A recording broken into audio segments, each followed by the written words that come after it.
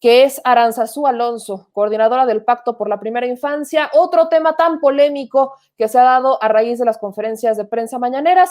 Se acordarán que el presidente Andrés Manuel López Obrador está planteando la desaparición de ciertos órganos autónomos y uno de ellos mencionado es del Sistema Nacional de Protección Integral de Niñas, Niños y Adolescentes para que regrese o más bien lo controle el DIF. Aranzazú, muy buenas noches, ¿cómo estás?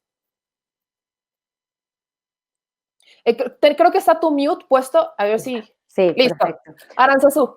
Muy buenas noches a ti y a tu auditorio. Pues muchísimas gracias por abrir este espacio para que platiquemos efectivamente de estas declaraciones que ha hecho recientemente el presidente de la República sobre la percepción que él tiene en cuanto a una posible duplicidad de funciones entre el Sistema de Protección Integral de Derechos de Niñas, Niños y Adolescentes y el sistema DIF, y la intención que tiene de desaparecer el CIPINA o de enviarlo al DIF nacional. Desde la perspectiva de la sociedad civil organizada, esta decisión sería a todas luces un error y representaría un retroceso enorme en términos de la lucha por defender, promover y reconocer los derechos de niñas, niños y adolescentes. Este grupo poblacional, las niñas y niños menores de 18 años, representan casi 40 millones de personas, es decir, son la tercera parte del país. Y hasta hace muy poco tiempo eran efectivamente solo considerados como sujetos de asistencia social, sujetos de tutela y no sujetos de derechos. Fue la lucha de decenas de organizaciones a lo largo de muchísimos años la que llevó a que hace muy poco tiempo, en 2014, se publicara una nueva Ley General de Derechos de Niñas, Niños y Adolescentes. Esta ley es muy importante porque reconoce a estas personas como sujetos de derechos y además crea un sistema de protección integral. Este sistema tiene la responsabilidad de impulsar, diseñar, articular, implementar políticas para la garantía de los derechos de estos 40 millones de personas. Y no es, a diferencia de otros órganos de los que se está discutiendo, una sola instancia o una sola institución. El sistema, como su nombre lo indica, está presidido por el presidente de la República, integrado por 8 secretarías de Estado, por los 32 titulares de los poderes ejecutivos estatales, 3 órganos autónomos y 8 representantes de la sociedad civil organizada. Esta estructura se replica a nivel estatal y municipal y esto es lo que permite una alineación de carácter vertical y horizontal de todas las instituciones públicas que brindan bienes y servicios para la garantía de los derechos de niñas, niños y adolescentes.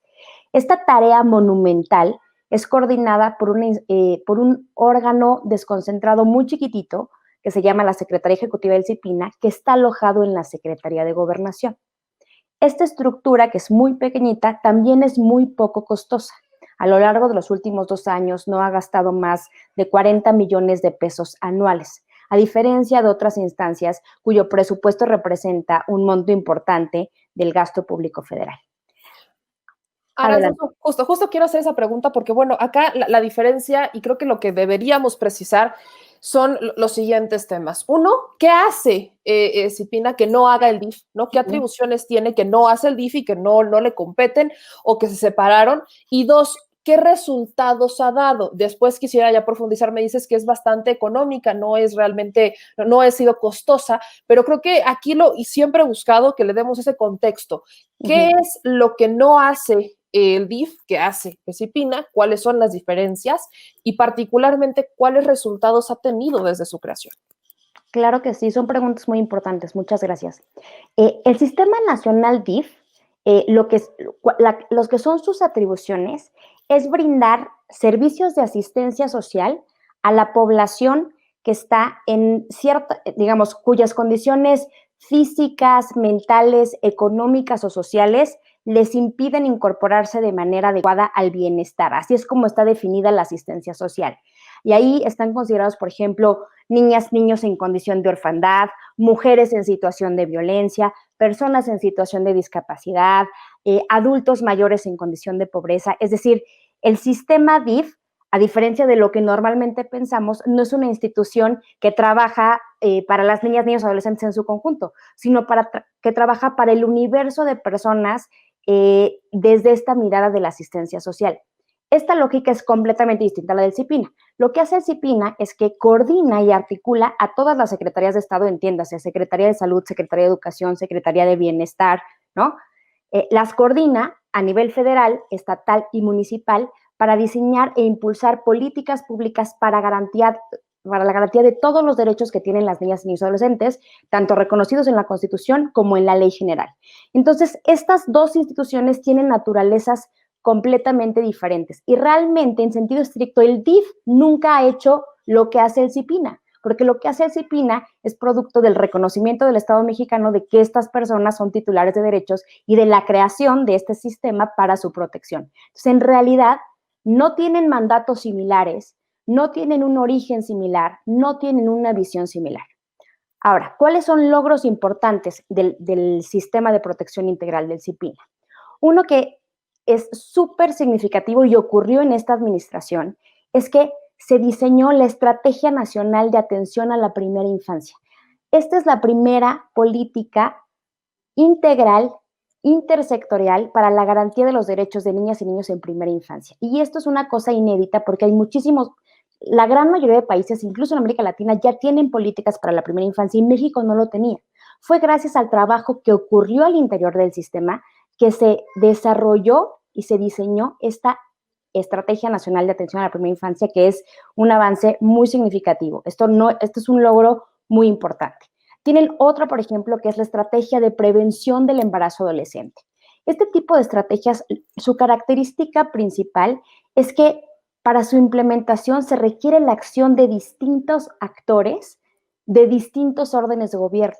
Y esa es la maravilla de este sistema de protección integral, que para garantizar los derechos del sujeto, de una persona, logran poner a trabajar desde su ámbito de competencia a las distintas dependencias y entidades, tanto, digamos, en el mismo orden de gobierno como en los otros niveles. Entonces, esos son dos logros que yo quisiera enfatizar de este diseño institucional, que además es muy importante mencionar que ha podido funcionar porque está, digamos, alojado en la Secretaría de Gobernación. Si nosotros revisamos las facultades de la Secretaría de Gobernación, esta tiene justamente ese mandato de coordinación horizontal, es decir, coordinación con dependencias y entidades, llevar la relación con los otros órdenes de gobierno e incluso vigilar y promover el cumplimiento de los derechos humanos. Esas atribuciones solo las tiene la Secretaría de Gobernación, no las tiene ninguna otra dependencia y entidad y, por supuesto, no las tiene el Sistema Nacional DIF.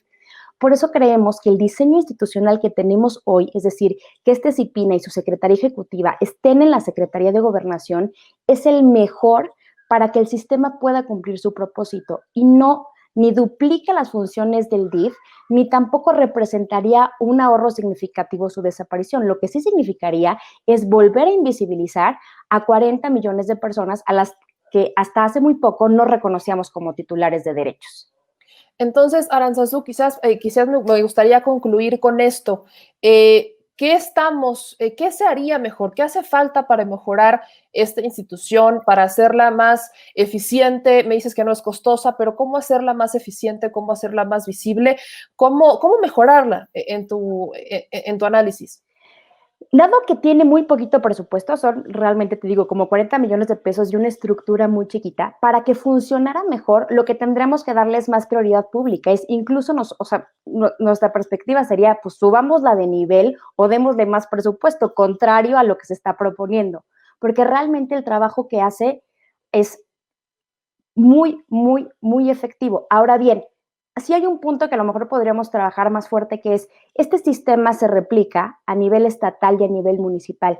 Y en estos sistemas tiene cierta debilidad, puede tener cierta debilidad institucional, porque los poderes ejecutivos a nivel estatal no le han dado suficiente prioridad. Entonces, nosotros creemos que, ya que se ocupa de la tercera parte del país, tendría que volverse una prioridad tanto para los gobiernos municipales como para los estatales y, por supuesto, para el federal. Entonces, para nosotros mejoraría si le diéramos más importancia y no menos, como se pretende hacer en las discusiones recientes. Pues te agradezco mucho que nos ayudaras con este análisis, de verdad creo que sí es indispensable que tengamos este tipo de otra parte, ¿no? El otro lado de la moneda y que se vaya analizando y por supuesto ir sumándolo al debate. Entonces, mi querida Aranzazú Alonso, coordinadora del Pacto por la Primera Infancia, espero que sigamos al habla y te agradezco mucho esta aportación esta noche. Muchas gracias a ti por el espacio y muy buenas noches a todo tu auditorio. Muy buenas noches, Aranzazú. Hasta luego.